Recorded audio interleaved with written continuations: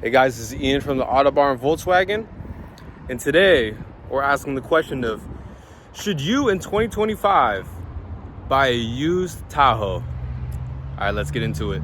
The whole idea for this video is due to the fact that nowadays, with 5th generation Tahoe being out for a few years and those prices of those vehicles continually going up, that there's a lot of people really looking for some of the earlier generations. You know, the 1st generation, the 2nd generation, and the 3rd generation have a bit of issues. Regardless, you know, there's a few years in between that are, you know, pretty reliable and whatnot. But the 4th generation, however, has almost zero issues, and yet is priced quite well. And so I figured, why not take this 2015 one that we have right here and take a look at it. So in this video, I'm going to be talking about the features, the exterior, the interior in terms of like space, all that type of stuff. I'm also going to take a look at the tech, and then we're going to do a test drive at the end, see how it feels to drive, and I'll show you guys everything there is to see about this vehicle. Let's get into it. All right, taking a look at the engine bay, you can see we have this massive 5.3 liter Ecotec 3 V8 engine. Produces 355 horsepower, 385 pound-feet of torque, can do 16 miles per gallon in the city, 23 on a highway, 4-wheel drive, has its own special smooth standard suspension in this vehicle. And every single one of these vehicles comes with disc brakes, or each wheel comes with disc brakes. So this thing is full of power. And you can even see this one. This one's from 2019, and look how this engine bay looks. It looks amazing. I mean, I guess it is only, 6 years old now, but still, like, look at everything. Everything looks to be intact. These cars are reliable. And this vehicle comes with a rear roll bar and the front roll bar as well. Front wheels have their own independent suspension as well as, of course, electronic stability control. Now to get to the exterior of this absolute beast. First things first, standard with these ones is the blacked out Chevy logo with the chrome trim surrounding it with these kind of honeycomb looking grill right there. These lights have the fog lights. They have adaptive lights as well. I believe they're halogen. Moving on right here. These are not OEM wheels. These wheels come standard with, or not, they don't come standard, but they come with this vehicle we have in stock right here. All season tires.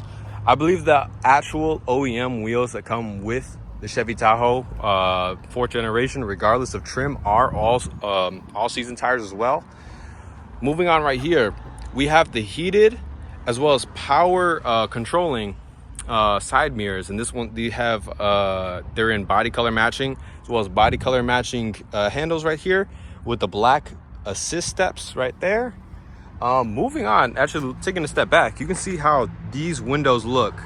Typically standard, the rear cargo window as well as the second row windows are tinted for privacy, safety reasons, right? You have children in the back, you have cargo in there, but all the windows are tinted on this vehicle, as well as we have the rain guards right here, which is always nice to have, as well as the roof racks as well, the roof rails, I mean.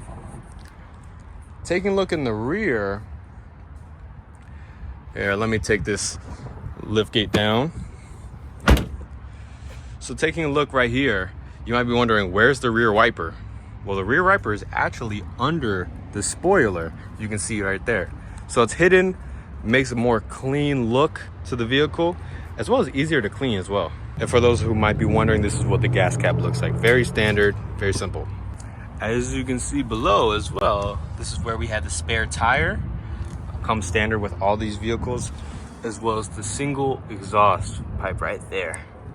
And one last thing, as you can see on this vehicle, remote start comes standard. So if we lock it, now we hold on this button, remote start comes standard on every single vehicle. All right, in terms of the space, for one, excuse all these WeatherTech mats that I guess come with this vehicle in particular. But in terms of the space in the rear, standard with all the rows up, you get 15.3 cubic feet of cargo capacity. With the 3rd row down like it is right now, you get 51.7 cubic feet of cargo capacity. And if you have all the rows down, including this one right here, you have 94.3 cubic feet of cargo capacity, which is crazy. So if you find this handle right here in the back, you have this little cargo separator right here, which is always useful, as well as little, little rings right here, just if you want to hook stuff up and have cargo nets. You also can see in the third row, we do have these cup holders that come in there. You probably noticed it by now, but the LS comes with cloth seating, but this cloth seating is not too stiff, regardless if it's been roughly 6 years now. It feels pretty nice. Second row, you have the little cup holder right here, and seat belts, of course, as well as this climate control thing right here. This vehicle comes with 3 different climate zones, which is always nice, with this little storage container, as well as this pocket right here as well. So to take a look at the space we have in this vehicle between the front row, or the front driver's seat, as well as the second row. Mind you, I'm 5'10" about. This is how much room, this is how I would have my legs, my settings when it comes to this seating arrangement. Mind you, the steering wheel is also tilting and telescoping. So fun fact, right? So now I'm gonna go to the back seat, keep this settings to this seat the same, and you guys will see how much space I have. You can see there's a ton of space back here in the second row. If I have my feet like I have them right now, I have probably like 8 or so inches between me and the seat. Obviously, if I do it like this, I think there's less room, right? But it doesn't change the fact that it's quite comfortable in this second row, as well as if you really wanted to drive like this, you could have this cup holder down like this. And also, as you can see, it's a little bit, I don't know if you can see on camera, these seats have a 60-40 split, with these two being the 60, that being the 40. Obviously, because I have this third row down for the mats over there, I won't really put it up right now, but take my word for it. Looking at the side doors in the rear, we have this kind of leather trim, which feels really high quality, to be honest. It's very soft, it's very, I don't know. And then we kind of have like a more hard leather right here with the metallic door handles. With this little cup holder right here, which I don't know if it's really that nice, because it's kind of shallow, so I feel like if anything was in here, it would just spill back and forth.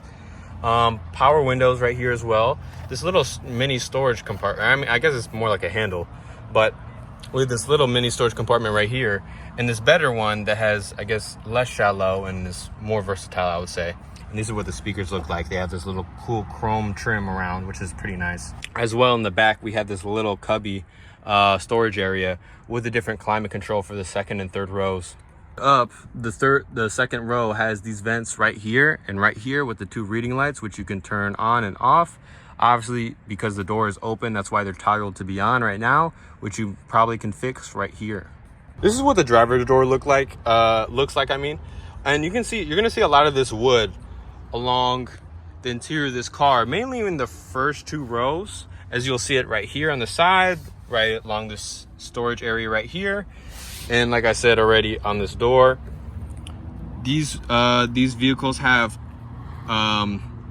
child safety locks on the back 2 windows as well, which is always good to have, as well as the power adjustable side mirror stuff right here, as well as this is what the storage looks like on the side door and the front 2 doors. This is what the cloth seat looks like when I'm not sitting on it, right? As well as all the different power shifting stuff right here. This is what the pedals look like as well. Now to show you how this looks when you turn it on. So we put this right here, and you'll see the dials, they'll sweep back and forth, which is always pretty cool. Nice. First things first, when you look at the gauges, obviously the RPM, standard, speedometer on the right. And in the middle, you can see the tire pressure. We have a tire pressure monitor and different display options as well, which you can choose by looking right here on the wheel, which I'll zoom out a little bit so you guys can see better. You can change the different display option, transmission fluid, trip A, B, and you can, all the different information. You can change the different apps as well. And we have a whole bunch of different gauges as well at the top as well, which is pretty nice. Looking at the wheel, we have the cruise control controls right there, as well as the voice control, hang up button, and then obviously the OK button. Now, one of the coolest parts of this car, in my opinion, is the shifter. So Keep in mind, gears displayed right here where my fingertip is. It feels like driving a semi-truck almost. I've never driven one, but I kind of feel like this is what it would be like. But not in a bad way where you feel like you're driving a school bus. See, now I'm in neutral right now. Go down like that. And it's cool as well. It's just so cool. Everything about this. Speaking of being in reverse right now, we have the dynamic guidelines that move as you move the wheel, as you can see right here. And they're pretty responsive. I like how the lines move the way they move. It's very clear. This is an 8-inch screen, by the way. Before we go into all the infotainment stuff, we'll, for one, go through all the rest of the features first. Obviously, right here, we have the center console with a ton of room and different dividers as well, which you can kind of customize to your own liking. These 2 cup holders, which are quite nice, as well as these, USB ports, as well as the normal 12-volt port. All of the climate controls right here with the heated seats, as well as the different radio options. Right to the side of the wheel, we have the traction control, as well as the different parking cameras. So if I was to click this right here, you turn on and off the different parking cameras, as well as different headlight options right here, which you can see pretty easily. The 2 high, 2, 4 high, the different trailer options you might need. I'm not too familiar with these type of things, going to be completely honest with you. So you can kind of take a look at this and kind of see what it is for yourself, because I don't really know. Same thing with this button right here. I assume this is trailer related feature, but seems pretty nice to have, as well as this button on the end of the stick.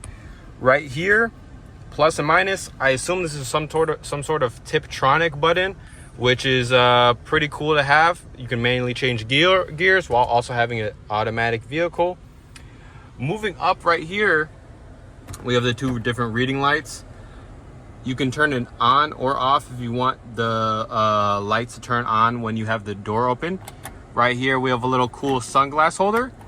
And the coolest thing is, right here, we have almost like a school bus thing where you can see everybody in the vehicle clearly. So you can check if they're messing around or whatnot. One thing I didn't mention previously is that, here, I don't know if I'm aiming it right, is that if you really wanted to, with the 3rd row, obviously it's down right now, but you could have it so that the headrest fold down when there's nobody back there, so that you can essentially have better vision. Of course, there's vanity mirrors with the lights as well. One of the weird things about this, one of the weird things about this vehicle is where the hazard light button is located. Right here, right on the steering wheel. So outside of that, basically went through everything when it comes to all the technology on the inside. Well, we also have these different buttons on the rear view mirror, if you can see it clearly. And I wasn't able to find as much information online that told me about this stuff, but if you guys know, please comment below, let me know. Before we get into the infotainment stuff, please give me a like and a subscribe if you can. Comment whatever you want on the video. Just need to get the algorithm moving so I can get this video out to more people. Do whatever you can, please. I would really appreciate it. Out to the infotainment. Obviously, we have the phone connect with the Bluetooth settings, the projection, which is basically the Apple or Android CarPlay, the navigation, the different apps, the OnStar, which I assume is similar to the MyVW app, which OnStar ready. So dial using OnStar hands-free calling. Please say the entire number you would like to dial. You can also say cancel or goodbye. Cancel. Cancel. Returning to the main menu. OnStar ready. Okay, so My number. Your OnStar hands-free call. Thank you. I guess you can see right there, that's different. That's what OnStar is. It's basically a calling thing. Phone stuff, pretty obvious, right? The audio system, change what you want to change when it comes to that. Going back to the menu. Oops.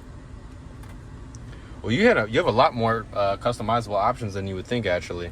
Classical. Oh, there's different even presets for the different types of audio settings. So you have the custom, the talk show, the classical music, the rock music, the jazz, the pop, the country, all these different presets to make the audio sound different, which is always pretty cool. And by the way, this is a touchscreen, as you probably already saw, as well as My Chevrolet, which I assume is the same as the My VW app, so I was wrong. Pandora Radio, iHeartRadio, Wall Street Journal, partnerships with Chevrolet, I guess. And that should be really about it when it comes to this vehicle. Obviously, we're going to go down and see all the different stuff we have. So we have the rear camera settings right here. You can really do... Okay. To be honest, I kind of looked through the infotainment system, and it is quite simple outside of, everything I really looked at. There's nothing really else outside of this. Obviously, the My Chevrolet is a good app to learn because it'll show you a lot of the different features with the vehicle, probably remote start on there, a lot of the climate control stuff on there, everything else you might need. But outside of that, I would really say that that's really all there is to the infotainment. So right now, what we're going to do is get to the test drive. So here we are with the driving test right now. About to make a right turn. As you can see, this is kind of what the blinker sounds like. And so now let's make the turn.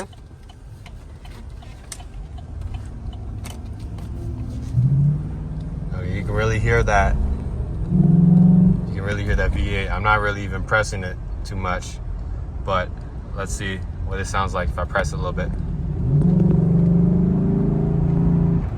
Oof. That's nice. That's nice. I wish I could have a little stand that I could, record with my phone from that would allow me to have both hands on the wheel so I could honestly press a little bit harder so you guys could see, but, we're not going to risk safety right now. So right here, we're going to do another turn so you guys can see, and I'll give another pull to it as well. Braking seems pretty nice, actually. I was kind of scared that it was going to brake a little bit slower than, most cars do. But this car, with all those different brakes, that was pretty easy. And I'm just adjusting my mirror because I stupidly didn't do it earlier. But going through like this, okay. So it doesn't turn too tight, but also not too loose. So I mean, it's pretty decent, I would say. I can see why people like this car. It's pretty high up, a ton of vision when it comes to in front of you, right?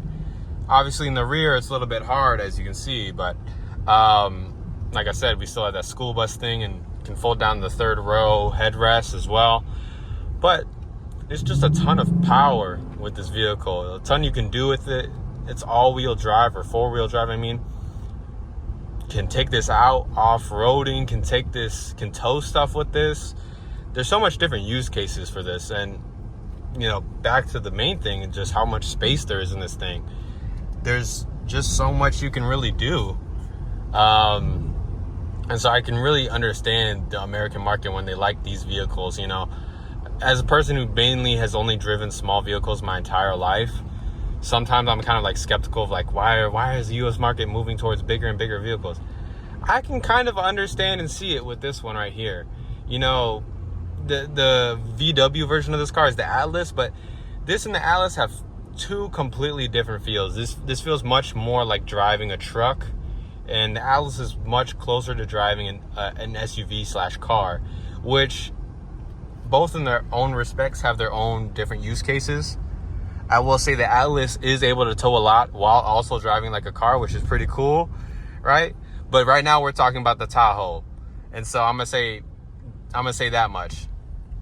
So again, one more right turn. See, it doesn't even feel like I have to turn too widely. Maybe it's just because of the lights and the intersections I'm at right now, but I really didn't feel like I had to do too much to even move this vehicle very far. Feels like it was pretty responsive. It did exactly what I wanted it to. for the most part. And the braking, thank God, is quite responsive. It's not too responsive, right, where it's jerking you around, but at the same time, this person didn't want to be in between two massive vehicles, I guess. It's not too responsive, but it's also responsive enough to where it feels very subtle as well as useful, I'll say.